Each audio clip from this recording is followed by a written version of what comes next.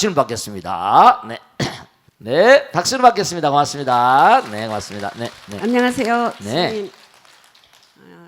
저는 8기 손여원입니다. 네, 고맙습니다. 네. 예, 요즘 네. 벚꽃 대통을 열심히 보고 있습니다. 네, 고맙습니다. 왜냐하면 네. 그 제가 참선하면서 네. 그 모든 그 체험과 음. 스님 법문과 네. 너무 일치가 돼서요. 네, 네. 보면서 와 맞아. 네. 그런 소리가 절로 네. 납니다. 네, 네. 그래서 네. 벚꽃 대통 법문을 그 전보다 더 열심히 보고 있습니다. 고맙습니다. 네. 예, 그리고 네. 스님 네. 그 일반 가정에서는 네, 네. 그 시어머니가 네, 네, 네. 며느리한테 어? 이 반지를 물려주거나 네, 네. 또 이렇게 오래된 그 고가구를 어. 물려주기도 하는데요. 그렇습니다. 네. 저기 그 스님들께서도 네. 은사 스님이 네, 네. 이 제자나 네. 성자 스님께 네. 무언가를 물려주시는지 궁금합니다. 네. 스님 법문을 청합니다. 네, 박수로 해서 고맙습니다. 네, 좋습니다. 좋은 질문이세요. 세속에서 이제 며느리도 있고 아들, 딸들 있으니까 뭐 상속도 있고 또 며느리한테 반지도 주고 오래 쓰는 장롱도 물려주고 그러잖아요. 네, 그래요. 아름다운 그런 그 미풍양속인데요. 우리 스님들은 이제 자기 배로 난 아이들은 아니야. 마음의 아들이죠, 정말로. 영혼의 아들이고. 우리가 마음으로 낳는 아들이라는 말, 마음으로 낳는 자식들이잖아요. 우리 불가에서는 자기 아들 혹은 또 무슨 뭐 이렇게 자기 상좌 그러면요. 그러면 뭐냐면 꼭 물려주는 게 있어요. 근데 스님으로 일생을 살아가야 되니까 행자를 끝나고 상좌가 돼서 계를 받을 때 가면요. 꼭 뭐냐면 가사장삼 바로 이제 일생 동안 이제 스님으로 사니까 이 가사 그다음에 장삼 스님으로 이제 열심히 수행하라. 그다음에 바로 어디 가거나 이제 바로 밥은 먹어야 되니까 절에 가면 바로 공양하잖아요. 그게 이제 가사장삼과 바루를 물려주는 게 우리 이 승문의 승가의 중요한 그런 그 전통입니다. 그러니까 우리가 이제 이 가사장삼을 항상 기도할 때나 혹은 또 이 의식을 올릴 때나 언제 어떤 경우나 꼭 필요하잖아요. 이 가사는 또 특히 뭐냐면 이 가사야라고 그래가지고 분소이라고 하는데 이 가사를 보면 뭐냐면 네 이게 의미가 많은데 여기 보면 다 이렇게 칸칸이 다져 있어요. 옛날에는 뭐냐면 부처님 당시는 그렇게 우리 요즘처럼 천이 흔하지 않았잖아요, 그죠? 천이 흔하지 않으니까 그러니까 전부 다 쪼가리를 주서 꿰매서 가사를 만들었어요. 꿰매서 천이 흔하지 않으니까 그래가지고 그걸 이제 이렇게 물려주고 했었습니다. 그러니까 너희들도 뭔가하니 이른바 말하면 검소하게 살아라. 검소하게 살아라. 패칭 이른바 말하면 이게 전부 다 이렇게 칸칸이 다 돼 있어요. 5조 가산이 뭐 7조 가산이 해서 그러니까 참 제가 언젠가도 말씀했는데 이 가사라는 건 참 이게 묘한 가사를 걸치고 말이죠.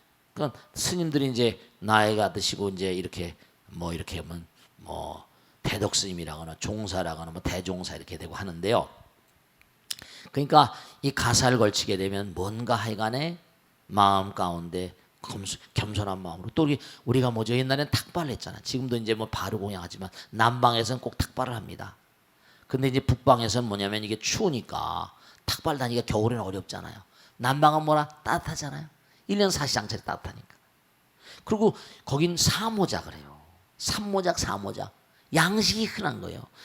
미얀마나요 타일란드 이런 데 가면요 굶는 사람은 절대로 없습니다. 여기는 일모작밖에 안 해.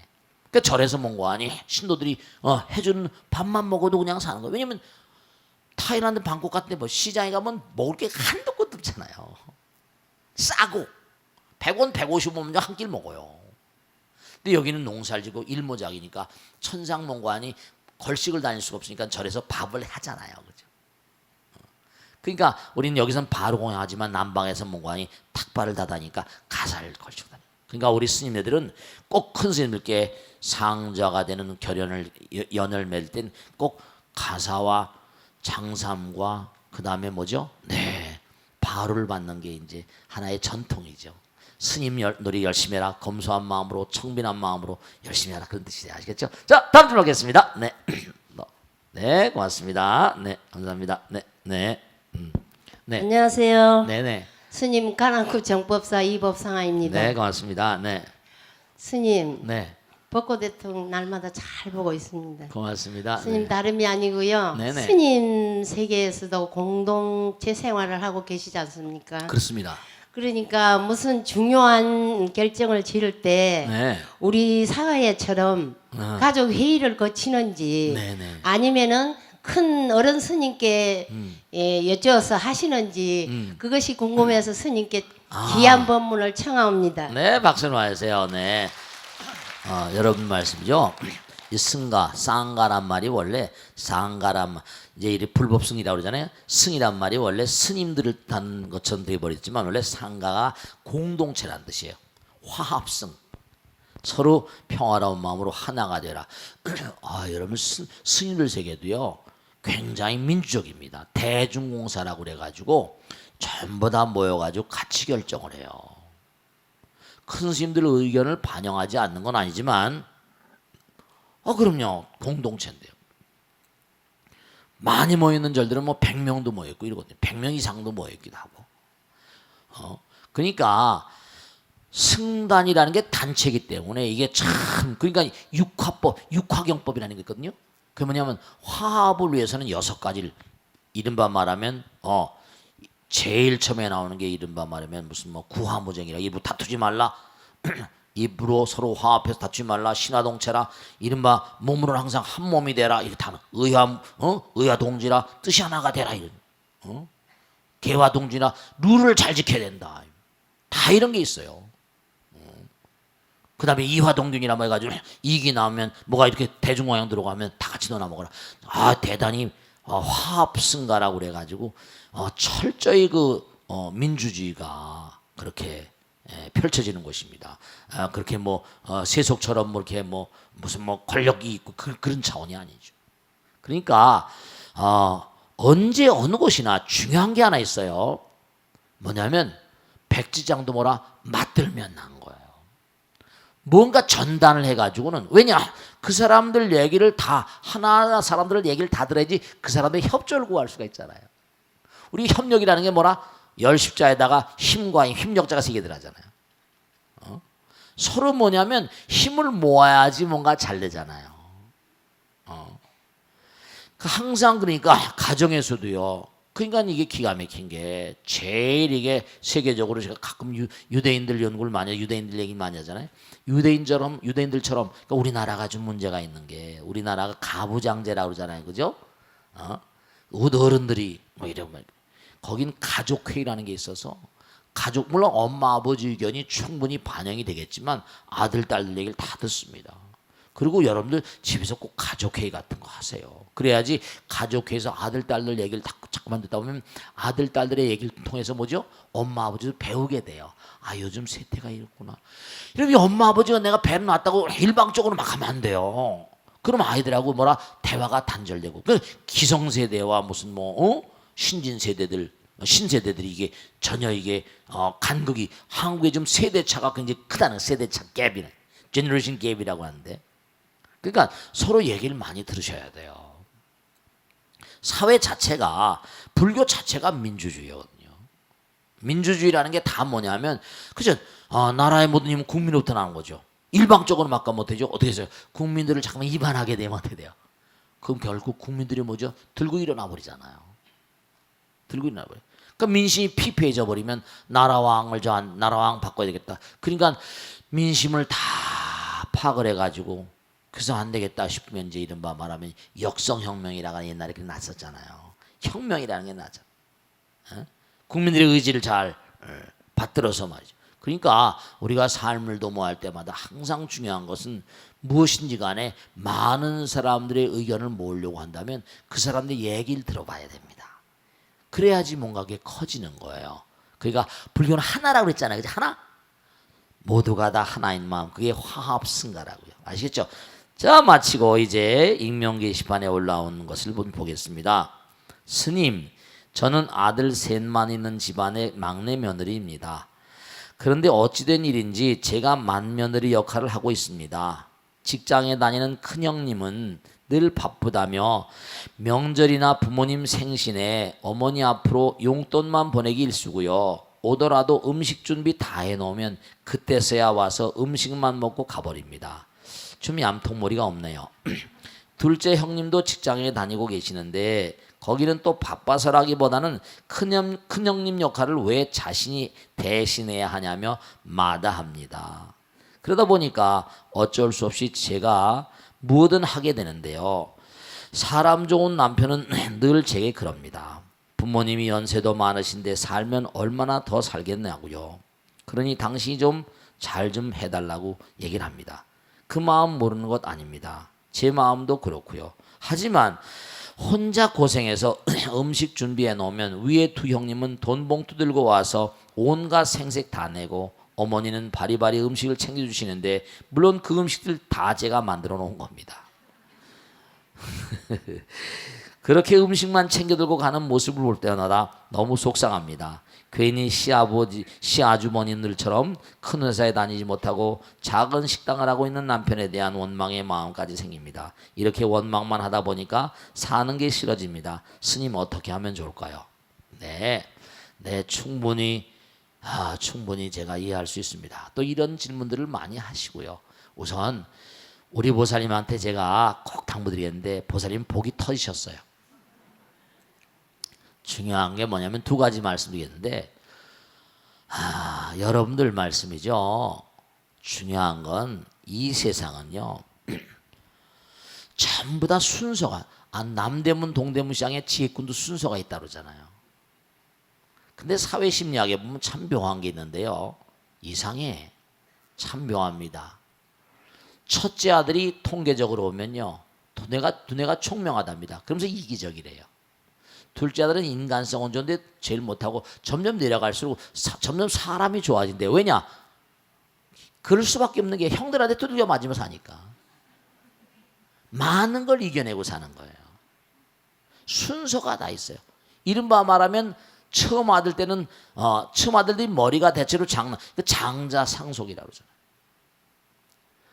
그러니까 만나는 이제 이 보살님 남편은 이제 식당을 하신다고 그랬잖아요. 뭐 그렇다고 머리가 명면하지 않다는 게 아니라 대체로 사회심리학에 나온 게 통계가 수많은 사람 통계를 한 거니까. 그 세 번째로 그러니까 아무래도 순서가 뭐라 밀리겠잖아요. 아마 시어머니 시아버지들도 세 번째 며느리 우리 보살님 마음을 잘 아실 거예요. 순서가 그러니까 금생엔 내가 이게 이렇게 어렵고 힘든데 그래 내가 정말로 살아계신 그렇죠. 부처님 말씀에 미륵보살 권유에 나오잖아요. 중요한 겁니다. 우리가 법당에 나오는 것도 부처님 모시는 거죠. 살아계신 부모님이 정말 생불이라는 거예요.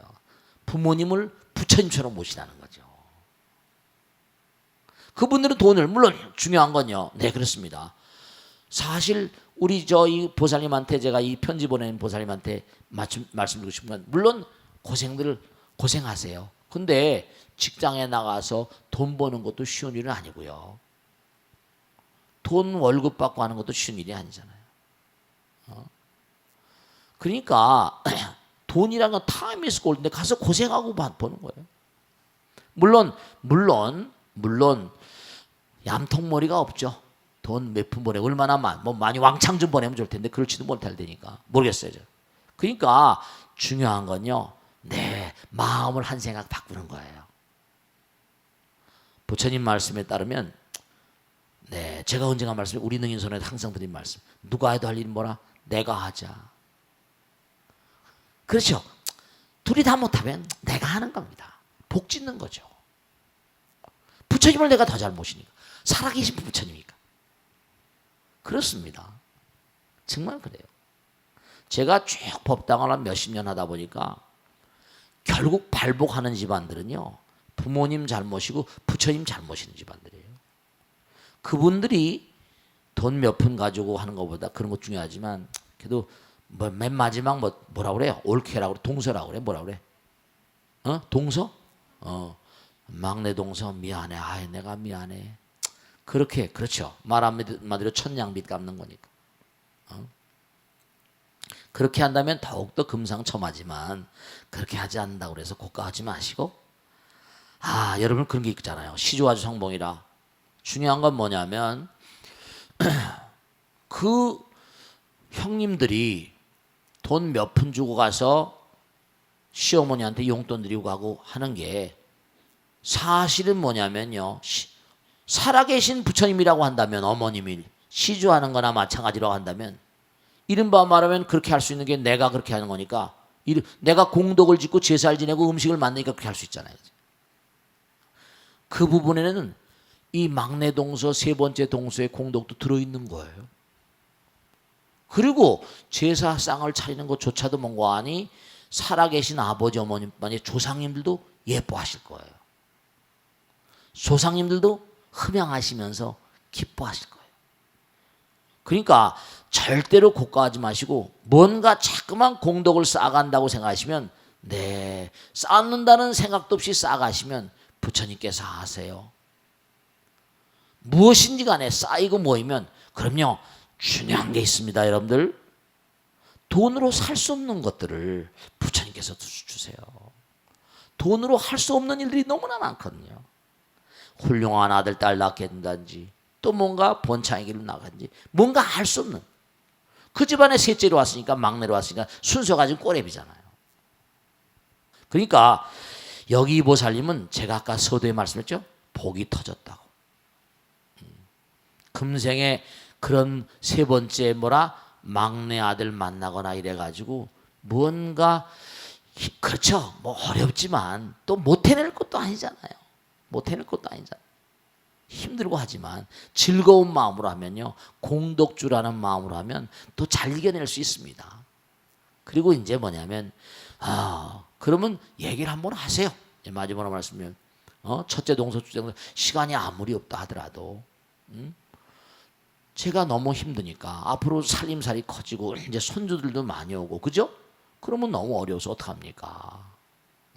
같이 협조를 해서 하는 게 좋지 않겠냐고 완곡하게 그렇게 얘기를 하든지 말이죠.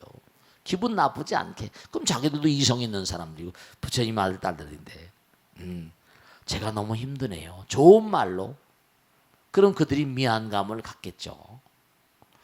큰 집안이고 그러면 혼자서 뭘 차리는 것도 너무 힘들지. 병납니다. 그러니까 복을 짓는 건 복을 짓는 것이고 또 그 다음에 보살님이 이렇게 고생하시니까 그들이 또 뭔가 하니 그들이 뭐죠? 아내가 또 그 첫째 아들 아내도 직장 다니고 둘째도 직장 다니고 다 하니까 그 직장이 또 다 그 가정이 다 번성하면 그 가족이 더 좋은 거 아니에요? 그 가정의 번성을 해서 내가 몸과 마음을 다해서 복을 쌓는다 이런 생각을 하면 더욱더 뭔가 의미로울 수 있습니다. 그걸 막 힘들고 어려운 건 100% 100,000,000% 이해가 됩니다. 이해가 되지만 내가 한 몸 던져서 우리 가정을 평화롭게 우리 가정을 아름다운 가정으로 만들어 간다 생각하시면 내가 이렇게 뭔가 이른바 제삿날 이렇게 음식을 올림으로 해서 그 형님들 그 가정이 평화로우면 그것도 다 공덕이 되는 거니까요. 그러니까 아마 내 생에 이 보살님은 아마 큰 그런 집안에 태어나실 거예요.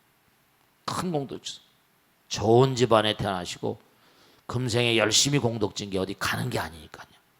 그러니까 큰 살림을 해보면 그 다음엔 그와 같은 그런 그 권리가 주어집니다. 이 우주는 자기가 지은 바대로 업대로 가는 것이기 때문에 금생에 그 어려운 일을 많이 그렇게 해보시면 제가 하나 시간이 없으니까 마지막으로 말씀드리면 제 친한 친구가 종갓집에 종손인 친구였습니다. 근데 제가 참 그 친구 부인을 정말 존경이라기보다 아주 종부라는 게 저런 거구나. 이 집이 뼈대가 있는 집이에요. 조선시대 때부터.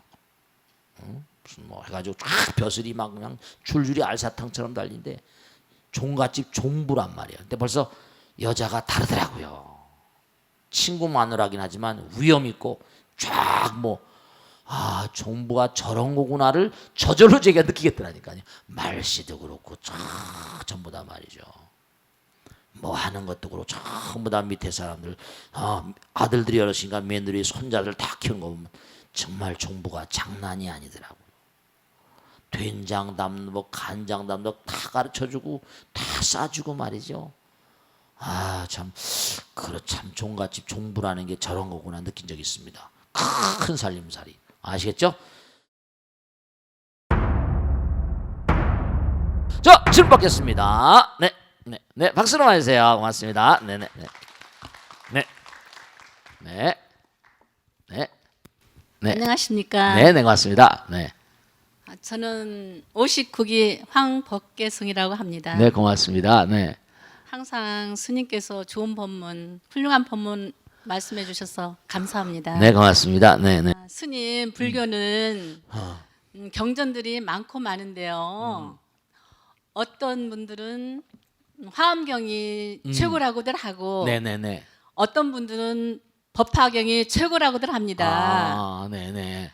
그런데 요즘 최초 불교 경전이야말로 불교 정수라고 하는 분들이 계시더군요. 네네네, 그렇죠. 그런 얘기. 저희가 이런 분들을 좀 어떻게 이해하면 좋겠습니까? 네, 스님의 네, 고맙습니다. 청하옵니다. 네, 고맙습니다. 박수로 맞으세요. 네, 자,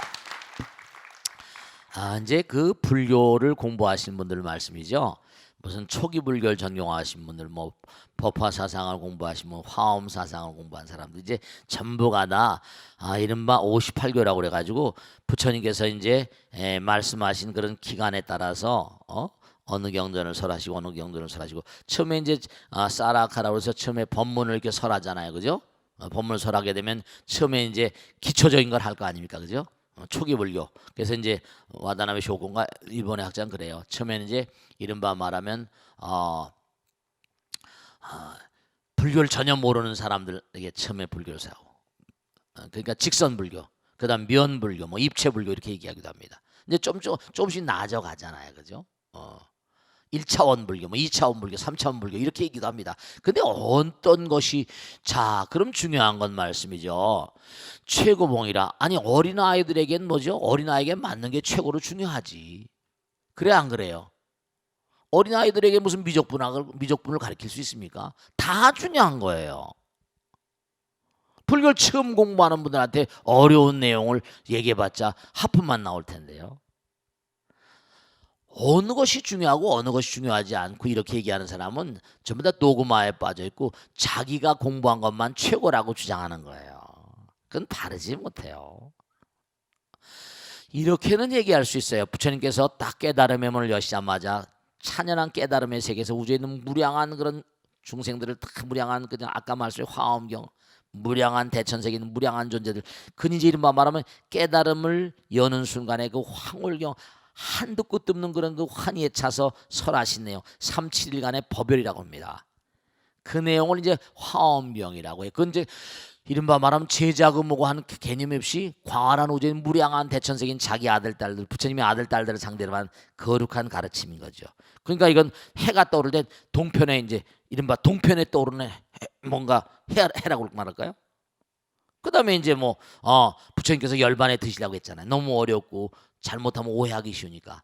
근데 범천권천인에서 뭐 범천에 계신 분이라 해가지고 무량한 법을 갈고 닦으셔서 드디어 깨달으셨는데 그냥 열반에 드시면 어떡하십니까? 막 이랬다는 거 아니에요. 그래가지고 그러면 이제 보니까 중생의 근기를 살펴보니까 나와 똑같은 지와 덕생을 가지고 있는데 어땠다는 거예요? 무명에 덮여서 업장에 덮여서 자기가 자기를 모른다 이거야. 근데 얘기를 하면 알아들을 만한 사람도 있겠더라 이렇게 얘기하는 거잖아. 그래서 이제 얘기하기 시작해서 아함경, 반야, 방등, 법화, 열반 쭉 나옵니다. 그래서 이제 이른바 말하면 깨달음의 문을 열자마자 우주에 있는 무량한 대천중 무량한 우리가 약찬기에 나오는 거 있잖아요. 보이지 않는 세계 무량한 존재들에게 쫙 설하신 게 이른바 말하면 화엄경이라고 하신다면 그 다음에 일생 동안 많은 경전을 설하시고 이제 인멸에 가까워 가지고 설하신 경전은 이제 법화경. 그러니까 동편에 우뚝 서 있는 그런 봉우리는 화엄경이라고 한다면 서편에 해가 칠 때, 서편에 이제 해가 칠 때 이제 마지막 이제 이제 열반에 가까우시면서 하신 경전은 법화경이니까 다 그게 뭐 최고봉들이라고 할 수가 있는 거죠. 그런데 그러면서 이제 무량한 중생들에게 되게 뭐 아함경이라거나 뭐 반야, 방등 반야, 법화 뭐 이거 쭉 나오잖아요, 그죠? 그런 경전을 뭐 몇십 년씩 해서 쭉 나옵니다. 그런 내용들이 이제 뭐 초기 불교 경전, 요즘에 이제 뭐냐면 우리 한국도 간화선인이 뭐니 계속 조계종이 그걸 주장했는데 이게 뭔가 해답이 잘 얻어지지 않고 쉽지가 않으니까 전 남방에 가서 이제 초기 불교 이른바 아가마라고 하는데 초기 불교 무슨 뭐 이른바 뭐 아함경 뭐 증이람 뭐 해가 뭐 안구따라니까야 해가지고 이제 초기 불교 저 미얀마라거나 무슨 뭐 스리랑카라거나 무슨 태국 같은 데 공부해가지고 가서 공부해가지고 또 그 남방 불교라고 하잖아요, 그죠? 아함경, 아함불교. 그러니까 아함불교는 이른바 말하면 이렇게 생각하시면 돼요. 이제 어린애들에게 가리키는 거. 여러분 어린애들이 어린이는 뭐라 어른의 아버지거든요. 초등학교, 중학교, 고등학교, 대학교 이렇게. 근데 어떤 게 중요하지 않아요? 다 중요하지. 어려운 것만 중요하고 쉬운 건 안 중요한가? 구구단은 안 중요한가? 구구단 모르면 뭐 수학할 수 있어? 그렇다고 구구단이 중요하지 않다고 말할 사람이 어디 있어요? 아시겠죠? 그러니까 뭐가 중요하고 뭐가 중요한 건지 아니는 절대로 없다. 아시겠죠? 자, 다음 줄 보겠습니다. 네. 59기 최길상하라고 합니다. 네, 고맙습니다. 저는 네. 모태신앙이 기독교였으나 네. 커가면서 스님에 대한 부처님에 대한 뜻이 항상 궁금했었는데 네. 큰 스님을 만나 뵙고 큰 가르치심에 항상 기뻐하며 노력하고 있습니다. 네. 예, 올해 수능 시험도 서서히 다가오는데 네. 저희 조카들 중에 고3 수험생이 있고 재수생도 있습니다. 네. 부모님도 아이들도 한참 힘들 때인데 네. 어떻게 힘듦을 좀 보태주고 싶은데요. 네. 어떤 말을 해주고 어떤 기도를 해주면 좋을까요? 네. 박수를 많이 주세요. 고맙습니다. 네.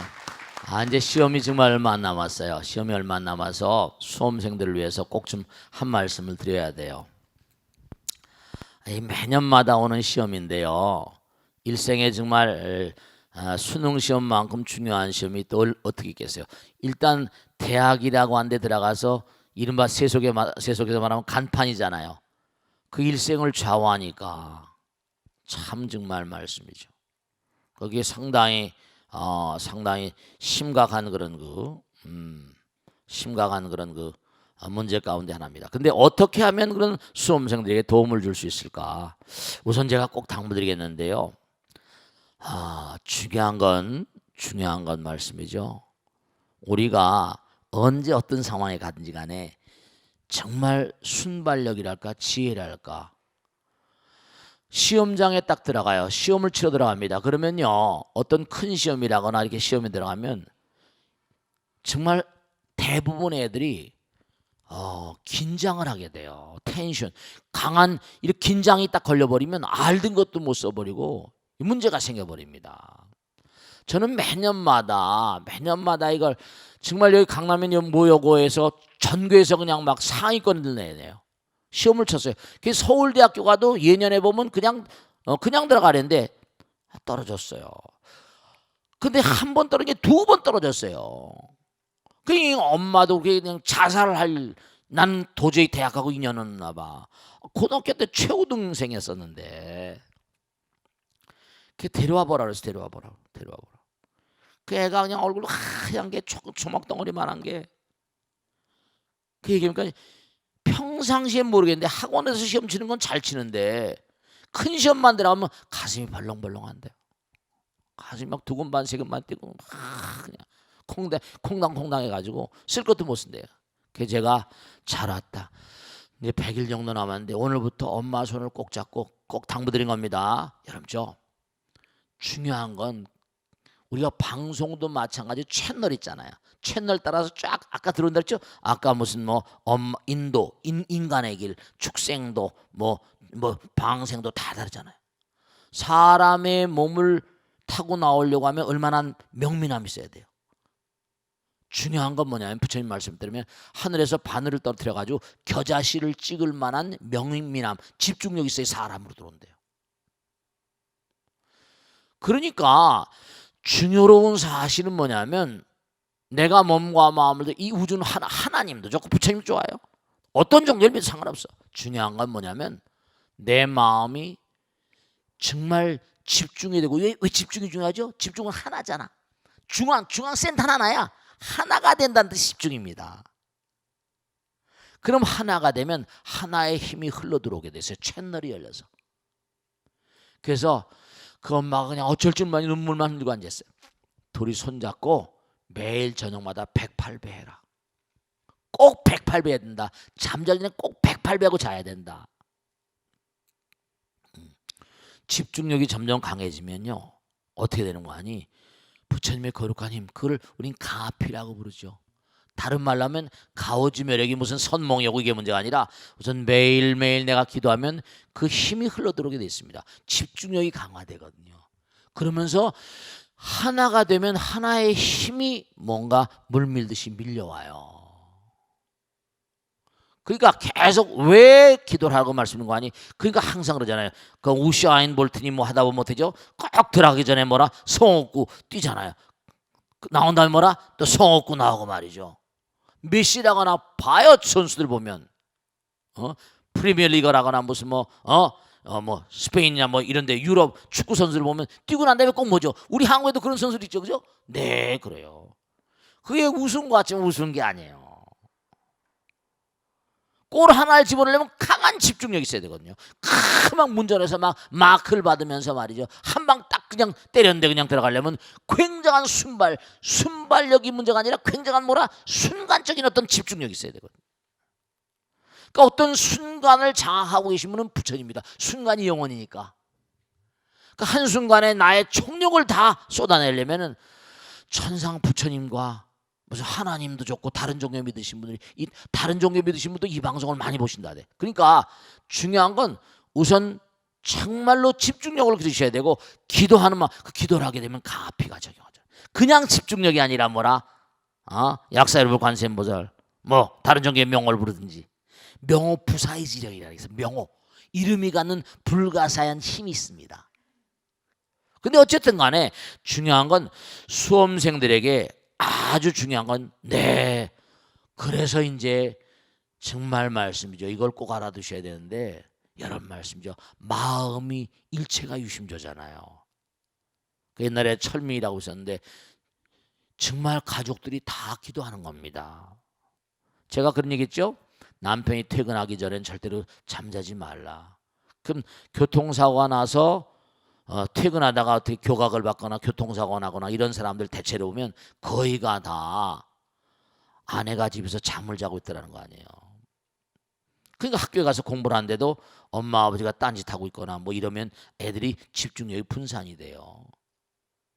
그러니까 대체로 참 묘한 게 학교 선생님이라거나 연구소라거나 교수라거나 연구원이라거나 이런 직업에 종사하는 아이들이 비교적 공부를 잘한 이유가 같은 파동을 지닌 파장은 같은 성질을 지니까. 병아리들도 봐요. 닭장을 막 다니다가 엄마가 땅을 파고선 잠을 청하잖아요. 병아리들이 다 날개 쭉쭉 파고 들어 잠잡니다. 왜냐? 파동이 같으니까. 파장이 같으니까. 그러니까 여러분이 아이들 학교 보내고 나서 기도하시고 특히 이런 분들은 뭐냐면 아이들 학교 보내고 나서 엄마 아버지가 기도하고 그 다음에 직장에 가 있는 분들은 우리 아들 딸들 위해서 또 학교 갔다 와서 이제 공부하다가 잠자기 전에 꼭 데리고 같이 기도하고 그렇게 해주시면 정말 효과가 있습니다. 왜냐하면 제가 지금 30년 동안 입시가 싸우고 아시겠죠? 익명 게시판입니다. 스님, 저는 심한 과민성 대장 증세로 고생하고 있는 주부입니다. 아시는 분은 아시겠지만 조금만 신경 쓸 일이 생겨도 배가 너무 아파서 아무것도 할 수 없을 정도로 고통스러운 병이 과민성 대장 증후군입니다. 네, 제가 이걸 잘 압니다. 제가 이 증상이 처음 생긴 31살 때였습니다. 그 무렵 저는 동서랑 아래 윗집에서 살고 있었는데요. 어느 날 갑작스런 복통으로 응급실에 실려가면서 시댁에까지 알려져서 난리가 났었습니다. 당시 시댁 어른들께서 발벗고 나서주신 덕분에 국내에서 유명한 박사님들의 진료란 진료는 모두 받았는데요. 그렇게 일주일이 넘도록 병원 검사만 했지만 병명이 나오질 않았어요. 저는 시댁에 너무 죄송해서 더 이상 병원에 누워 있을 수가 없었고요. 결국 원인 불명 과민성 대장 증세, 이 과민성 대장 증후군이라고 그럽니다. 과민성 신드롬, 이름 IBS인가 무슨 뭐라고 그러는데 과민성 대장 증후군이라는 병명으로 퇴원을 했습니다. 그 후로 저는 얼굴까지 새카맣게 변할 정도로 복통에 시달렸고 고통 속에서 몇 년 동안이나 병원으로 가며 약을 먹었습니다. 지금은 조금 나아지긴 했지만 약은 계속해서 먹고 있습니다. 스님, 저는 왜 이토록 배가 아픈 고통을 겪어야 하는 걸까요? 이 고통에서 벗어날 방법이 정녕 없는지 체념하고 살아야 하는지 큰 스님께 도움을 청합니다.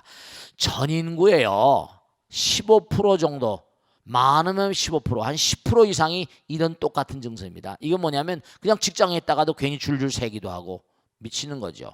자, 저도요 우리 법당에도 이런 증상을 아는 분이 여러 분 계세요. 제가 고쳐드린 분도 계시니까 잘 들으세요. 우선 첫째로, 우선 이 과민하다 그러죠. 이 신경과민 들어보셨죠? 신경과민, 과민 같은 맥락이에요. 여러분 이걸 꼭 아셔야 되는데 장청 뇌청이라 두뇌하고요. 이 두뇌하고 복뇌, 장청 뇌청 그랬어요. 그러니까 머리가 맑아야지 장도 맑다 이런 뜻이에요. 장이 맑아야지 뭐라? 머리도 맑다 이런 뜻입니다. 이게 전부 다 시스템이기 때문에 분리되어 있는 게 아니에요. 근데 이분은 첫째로 뭐냐? 신경이 굉장히 과민하고 예민하신 분 같아요. 신경 에너지가 과민하게 너무나 신경 에너지가 많이 고갈이 돼버리면 장도 풀어집니다. 그 제가 말씀드렸잖아요. 두뇌 주름하고 장의 주름이 대단히 흡사하게 생겼다고. 그리고 두뇌에서 멜라토닌이라고 그래가지고 동면하는 동물들 있죠? 곰이라거나 뱀이라거나 개구리라거나 이런 미물중생들 있지 않습니까? 그런 동면한 그런 개구리 예를 들면 말이에요. 뱀 같은 거 보면 벌써 찬바람이 나면 땅 파고 들어갑니다. 걔들 10월 말이면 들어가요. 추워지니까 뭐 잡아먹을 것도 별로 없으니까. 그러면 그 다음에 10월, 11월, 12월, 1, 2, 3, 6개월 1년에 반 정도는 땅속에 살아요. 근데 아무것도 안 먹고 살거든요. 어떻게 살아요? 학자들이 집중적으로 연구했다 그랬잖아요.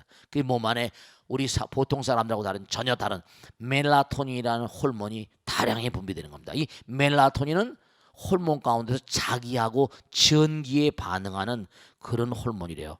놀랍죠. 그러니까 허공에 있는 자기와 전기를 끌어가지고 살고 있는 거예요. 그러니까 자기와 전기, 우리가 먹는 게 소화가 돼서 이렇게 움직이는, 그래서 기로 이렇게 승화가 되고 이런 스타일이 아니라 직통으로 받아들여서 하는 거니까. 근데 과거에는 이게 멜라토닌이 두뇌에서 좀 분비된 줄 알았는데요, 장에서 똑같이 분비됩니다. 그게 너무나 예민하게 하고 그러면 뭔가 장에서도 그러한 어떤 그런 에너지가 고갈되거나 신경이 과민한 문제가 있을 수 있다는 걸 꼭 하나 명심하시고, 대체로 마음을 좀 가다듬으시고 고요히 두뇌를 좀 쉬어야 됩니다. 이런 분들은 굉장히 마음이 예민한 분들이 대부분이 많은 것 같아요. 제가 우리 법당에 보면 거의가 다 아주 그냥 예민한 분들이 과민성 어떤 그런 증후군이 과민성 대장 증후군뿐만 아니라 과민에서 오는 병들이 뭐 한두 가지 아니에요. 신경과민도 있고 말이죠. 뭐 여러 가지 불면증도 다 그런 스타일로 오는 겁니다. 그러니까 이런 과민성 대장 증후군은 신경과 연결되어 있는 거니까 우선 마음이 평화로워야 되고, 그때 뭔가 어떤 계기가 돼가지고, 여러분 참 미묘해가지고 우리 인간이 몸뚱아리는 100년도 못 살잖아요. 완전체가 아닙니다. 어떤 것을 얘기를 들으면서도 그냥 어떤 얘기를 들으면 갑자기 막 역해지죠. 왜냐? 그 얘기 가운데 과거의 나의 뭐라 전생의 억겁의 뭐라 어떤 정보를 흔드는, 정보를 건드린 수가 있어서 괜히 역해지기도 하고, 텔레비 영화를 보는데도 괜히 뭐라 역해지고, 왜냐? 연상작용 때문에. 그 얘기를 하다 갑자기 배가 아파지고 그러면 뭔가 정보가 관통되다 보니까 그런 수가 있는데, 그게 한 번 딱 충격을 받아서 가동이 되면 그런 뭐라 걔도 계속 재방송되는 것처럼 재연출되는 거죠.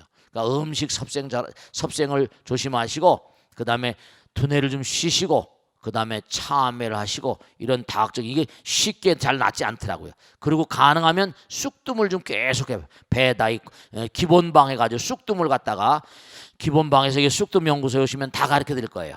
집에 꾸준히 쑥뜸을 하면 우선 배가 냉하게 되면 그런 수도 많이 있으니까, 과민성 대장 카드 같은 거. 그러니까 배를 항상 따뜻하게 하시고 여러 가지 방법을 좀 취해 보시면 훨씬 효과가 좋으실 거예요. 이거 아주 전 국민의 상당히 많은 그런 그 한 10% 정도가 이 과민성 대장증후군이라고 얘기합니다. 아시겠죠?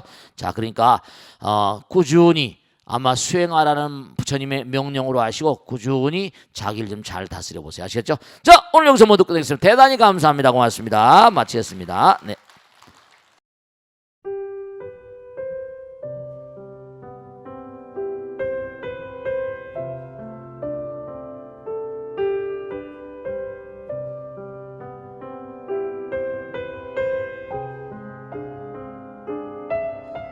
불자 여러분 안녕하십니까? 능인선원장 지광입니다. 이 불교 방송은 정말로 불교의 보배입니다. 부처님의 거룩한 뜻이 무엇입니까?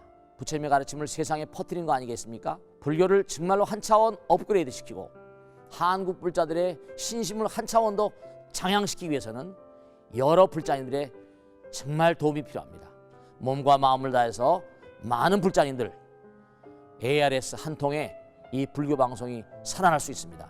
여러분의 관심과 그 다음에 편달이 한국 불교의 새로운 날 그리고 새로운 시대 새로운 차원으로의 도약으로 그렇게 우리 방송 불교를 그렇게 인도할 것이라고 확신합니다. 감사합니다. ARS에 많은 관심 부탁드립니다. 감사드립니다.